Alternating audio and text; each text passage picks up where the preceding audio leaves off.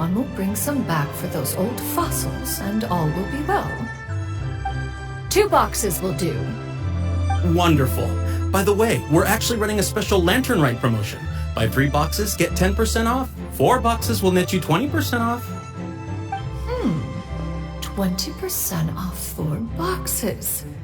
This merchant strikes a fair bargain. One might as well give some to Morax and Ping too. Then 4 shall suffice. I see. Are you intending to give these as gifts? If so, perhaps I can interest you in these exquisite gift sets. Buy 10, get half off. Look at the magnificent design, and the red ribbon gives quite the festive flair, don't you think? Such a gift would be sure to impress any lucky friend or family member. 10 boxes. Seems rather excessive. But if one factors in the conqueror of demons and one's disciples... 10! A nice round number, don't you think? Of course you do. I'll even shave a little extra off the price for you.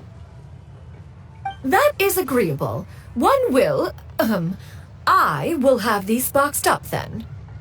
Of course, right away. I see you have quite the eye for fine items, mademoiselle.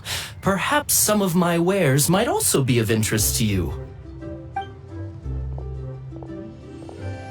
I'm a toy merchant from Fontaine. You'll get nothing but the finest and most intricate clockwork toys Mora can buy here, each one sure to be a source of endless amusement.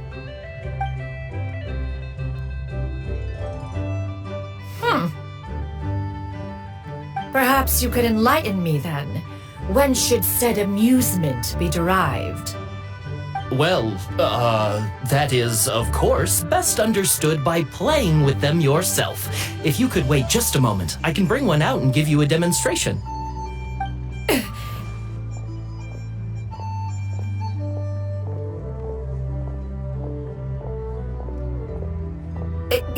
There is no need for that. Mademoiselle. Give me your newest and finest model, and be sure to package it securely. Ah, of course. Here you go. The instruction manual is... I can do without, thank you. Many watchful eyes surround this place. If one were to be spotted purchasing a mechanical toy such as this, a child's plaything no less, it would only invite scandal. There is no harm in bringing it back to study in secret.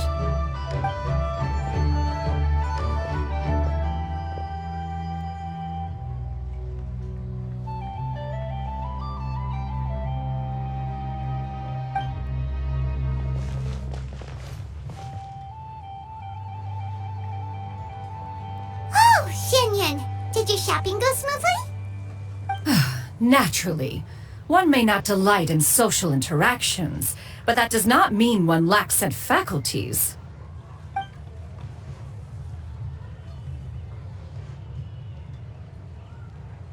And you two? Are you not here to purchase things? We just haven't had time yet. It doesn't look like there are any kite stalls around Elon Wharf, but it does look like there are lots of goods from Fontaine.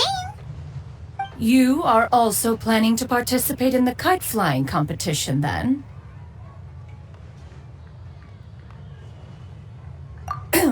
One means to say, you along with all the other youths.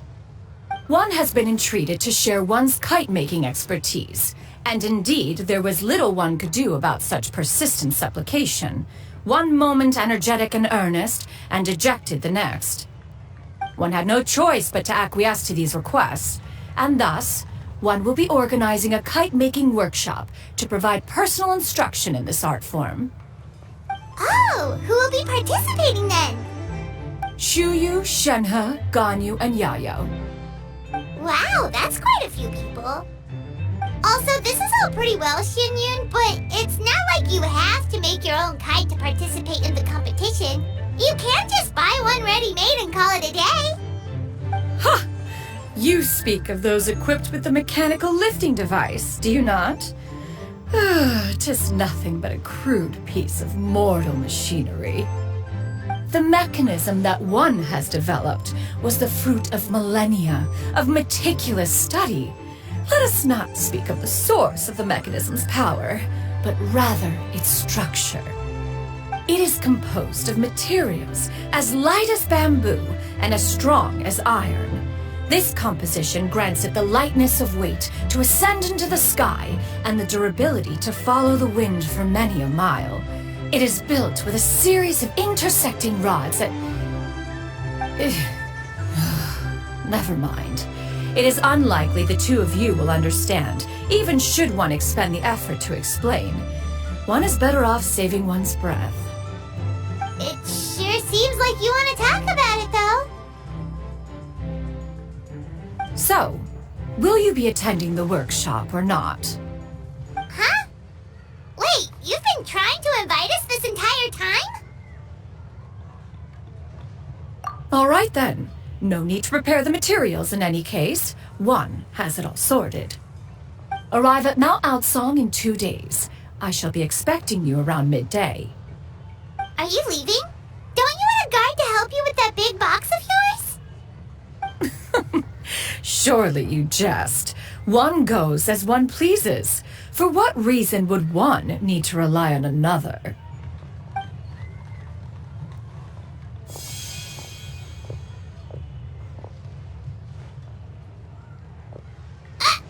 It can float?